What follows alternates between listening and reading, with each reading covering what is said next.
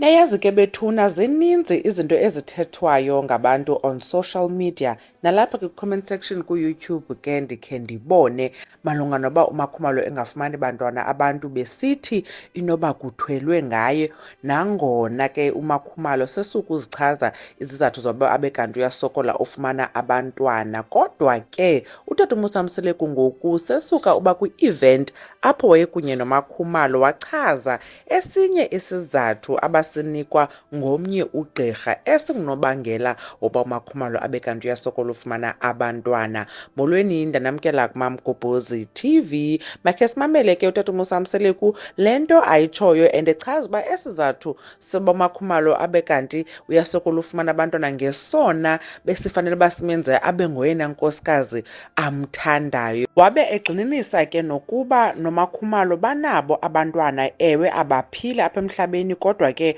ngokomoya banabo abantwana banabo, kwaye abo bantwana babalindile xa seke belandulele eli. Masimamele ke utata uMosamseleku. Nangu Makhumalo. I want to share a story samakhumalo. Niyasazi.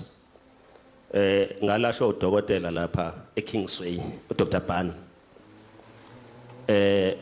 Bese struggle ukuthola abantwana noMakhumalo.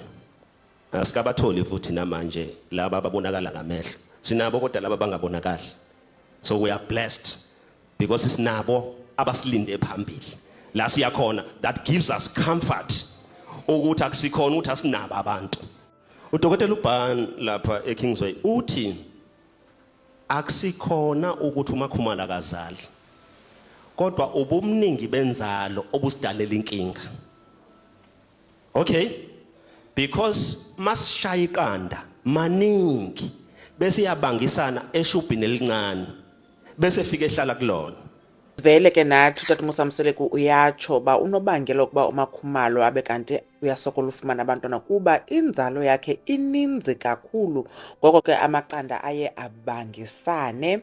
So ke uthi isizathu ke soba abe kanti uthetha le nto kukuba kukhona abantu abangamanina okanye abatshatileyo abangabafazi abangafumani bantwana abaphathwa kakubi emzini. Sometimes sibe isizathu ingenguye noba ngumntu ongumama nguye ongafumani abantwana, mhlawumbi ngumntu ongutata okanye i-situation enje ufumaniseke uba no umntu uyabafumana abantwana, uyabona. Then ewe ke noba umntu bengabafumani kodwa loo nto ayithetha uba umntu ngoku makaphelelwe ngumendo. Waqhubekeka ke nangentetha yakhe utata uMosamseleku esithi uThixo uyenze ngamabomu uba abeke uMakhumalo kule ndawo ambeke kuyo, simbone on TV, abe kwiradio, abe kwaMseleku atshate ngolaa hlobo, so that nabanye abantu abasemzini abanale ngxaki uMakhumalo anayo, ii-families zibone uba iyenzeka le nto, kwaye umntu uthi ngokusekwesa simo funeka ephatheke kakuhle, ethandiwe njengamanye amakhosikazi, njengoba bebona ke nabo uba